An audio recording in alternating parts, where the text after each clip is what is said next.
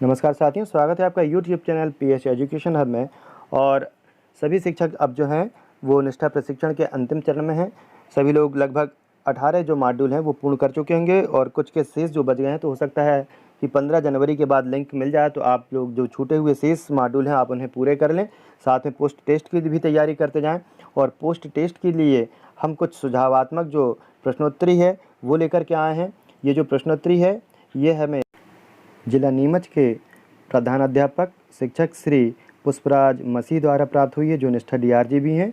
और यहाँ पर बहुत ही शानदार पोस्ट टेस्ट से संबंधित एक सुझावात्मक जो है वो प्रश्नोत्तरी है। तो हम सभी मॉड्यूलों को यहाँ पर देखेंगे एक एक करके, और हमने अभी तक के मॉड्यूल 1 की जो प्रश्नोत्तरी वो देख ली है। अब हम दूसरे मॉड्यूल की प्रश्नोत्तरी देखेंगे। साथ ही इस प्रकार की पीडीएफ आपको यदि उपलब्ध चाहिए तो आप मेरा जो टेलीग्राम ग्रुप है पीएस एजुकेशन हब, इसे आप टेलीग्राम ऐप पर जाकर के सर्च कर सकते हैं और वहाँ से इस प्रकार की जो पीडीएफ है इसे आप वहाँ से प्राप्त कर सकते हैं।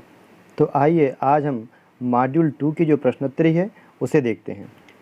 पोस्ट टेस्ट के तैयारी के हिसाब से आज हम मॉड्यूल क्रमांक 2 जो है स्वस्थ विद्यालय परिवेश निर्मित करने के लिए व्यक्तिगत सामाजिक योग्यता का विकास, इसे देखेंगे। और किस प्रकार हम सारांश में मॉड्यूल को समझ सकते हैं और पोस्ट टेस्ट की तैयारी हेतु हम अपनी तैयारी पहले से कर सकते हैं। तो मॉड्यूल 2 के हम प्रश्नोत्तरी देखेंगे कि पहला प्रश्न इसमें है, व्यक्तिगत और सामाजिक गुण क्या हैं। तो ये ऐसे गुण होते हैं जो कि हमारे अपने व्यक्तिगत व्यवसाय एवं सामाजिक जीवन में संबंधों का मधुर व स्वस्थ बनाने में सहायता करते हैं। फिर हमारा दूसरा प्रश्न है, हमें दूसरों के प्रति कैसा व्यवहार या दृष्टिकोण रखना चाहिए। हम एक दूसरे के प्रति एक समान दृष्टिकोण रखना चाहिए। हमारे जीवन में संवेदनशील भावनाओं का होना बहुत ज़रूरी है। अगला प्रश्न, विद्यालय में व्यक्तिगत सामाजिक गुणों की क्या क्या भूमिका होती है। तो विद्यालय में शिक्षक और छात्र दोनों एक दूसरे को समझने, जानने, उनकी सराहना करने में दोनों के व्यक्तिगत सामाजिक गुणों को बहुत ही योगदान रहता है। प्रश्न 4, बच्चों में व्यक्तिगत सामाजिक गुणों का विकास कैसे होता है। विद्यालय में जब सभी छात्र समूहों में काम करते हैं तो उनका अनुभव, रुचि, सहयोग भावना, व्यक्तिगत विशेषताएं, ये सब उनके व्यक्तिगत सामाजिक गुणों के विकास को बढ़ावा देती हैं। फिर देखेंगे प्रश्न 5वां, संवेदनशीलता क्या है। उत्तर है, संवेदनशीलता का अर्थ होता है कि अपने आप का और दूसरों को सहर्ष स्वीकार करने की क्षमता, निष्पक्ष रूप से दूसरों के प्रति सम्मान व करुणा दिखाना ही वास्तविक रूप से संवेदनशीलता। संवेदनशीलता एक महत्वपूर्ण प्रश्न है जो कि हर किसी व्यक्ति के में होती है संवेदनशीलता।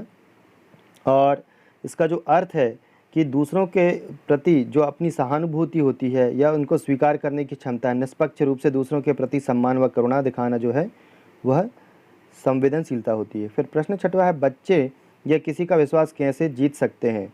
तो बच्चों का या किसी का विश्वास निम्न प्रकार से जीता जा सकता है। एक पहला यह है कि एक दूसरों के प्रति भावना अच्छी हो। दूसरा, विचारों के प्रति ईमानदार रहें। तीसरा, किसी का भी अनादर न करें। चौथा, बच्चों या किसी अन्य व्यक्ति के साथ बड़ी ही विनम्रता, आदर पूर्वक और प्रेम पूर्वक व्यवहार करें। प्रश्न 7वां है, परानुभूति, सहानुभूति, तदानुभूति से क्या आशय है। तो दूसरे की जो अनुभूति होती है, यानी दूसरा क्या महसूस कर रहा है, दूसरा क्या अनुभव कर रहा है, तो दूसरों की अनुभूति, उनकी भावनाओं को उनके दृष्टिकोण से समझना, महसूस करना ही परानुभूति है। परानुभूति में कौन कौन से भाव उत्पन्न होते हैं, तो इसमें जो है यहाँ पर प्रिंट नहीं हो पाया है उत्तर, इसे आप मॉड्यूल से देख सकते हैं। और इसमें कुछ शिक्षक डायरी भी यहाँ पर वीडियो में बनाई गई हैं, तो शिक्षक डायरी में भी आप इस प्रश्न को नोट कर लें और परानुभूति में कौन कौन से भाव उत्पन्न हो सकते हैं ये आप यहाँ पर लिख सकते हैं।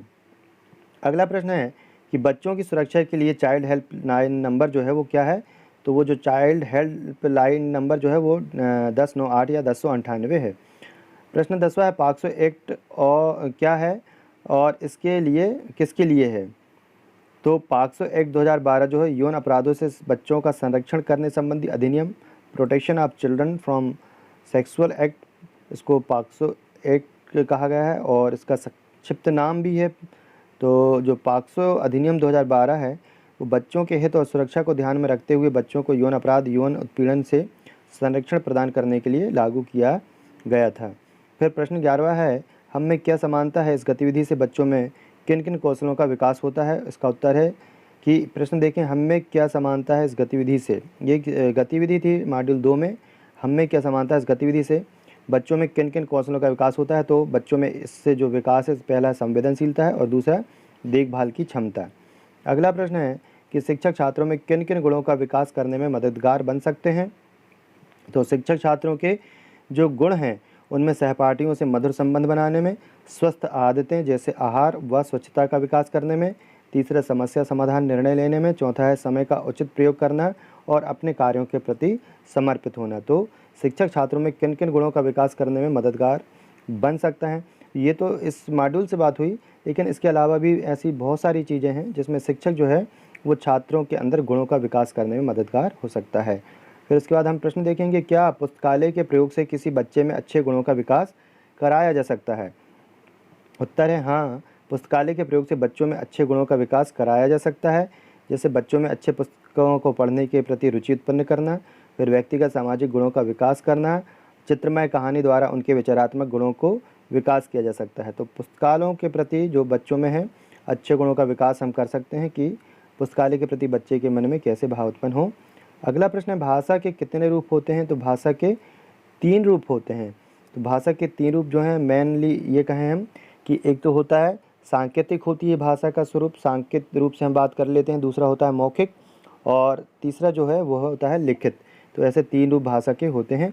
संप्रेषण किसे कहते हैं? संप्रेषण 2 शब्दों से सम धन प्रेषण से बना है, जिसका शाब्दिक अर्थ होता है कि समान रूप से भेजा गया, अर्थात संप्रेषण का अर्थ हुआ सूचना और विचारों का आदान प्रदान। संप्रेषण का मतलब अपने विचारों को हम जब दूसरे के पास प्रेषित कर देते हैं तब वो संप्रेषण होता है। प्रभावी संप्रेषण में कौन कौन से कौशल शामिल होते हैं? तो किसी के भी विचारों या अभिव्यक्ति को बड़े ही गंभीरतापूर्वक सुनना, प्रतिक्रिया देना चाहिए। यही प्रभावी संप्रेषण के जो कौशल हैं कि किसी के भी विचार या अभिव्यक्ति को बड़े ही गंभीरतापूर्वक सुनना और उसके प्रति प्रतिक्रिया देना ही प्रभावी संप्रेषण है। सामान्य रूप से हम बातचीत में कितनी प्रतिक्रियाओं का उपयोग करते हैं? सामान्य रूप से हम बातचीत में 5 प्रतिक्रियाओं का उपयोग करते हैं, जिन्हें हम अंग्रेजी के 5 अक्षर EISPU से भी जान सकते हैं। यहाँ हम देखें कि 5 चीज़ें हैं, इसको आप EISPU से जान सकते हैं, या हिंदी में हम कहें तो मूल्यांकन, व्याख्यात्मक, सहायक, गहराई से जांच और समझ, अंडरस्टैंडिंग। ये 5 चीज़ों को हम कह सकते हैं कि सामान्य रूप से बातचीत में हम जो 5 प्रतिक्रियाएं होती हैं इन चीज़ों को हम उपयोग करते हैं। इसके बाद हम देखेंगे प्रश्न 18वां, गैर मौखिक संप्रेषण क्या होता है? तो गैर मौखिक संप्रेषण में जब हम अपने विचारों या अभिव्यक्ति को चेहरे के भाव, स्वर या हाव भाव आदि से व्यक्त करते हैं तो ये गैर मौखिक संप्रेषण होता है। जब हम अपने हाव भाव या विचारों को अपने हाव भाव या चेहरे के भाव से, स्वर या हाव भाव से व्यक्त कर देते हैं तो गैर मौखिक संप्रेषण होता है। फिर अगला प्रश्न है, भावनाएं कितने प्रकार की होती हैं? भावनाएं मुख्यतः 2 प्रकार की होती हैं, एक होती है सकारात्मक और एक होती है नकारात्मक।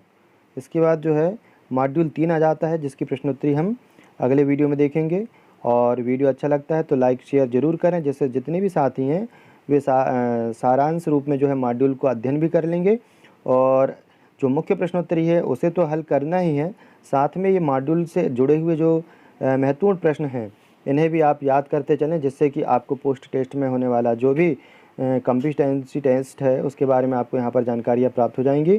चैनल को सब्सक्राइब नहीं किया है तो चैनल को सब्सक्राइब कर दें। वीडियो देखने के लिए धन्यवाद।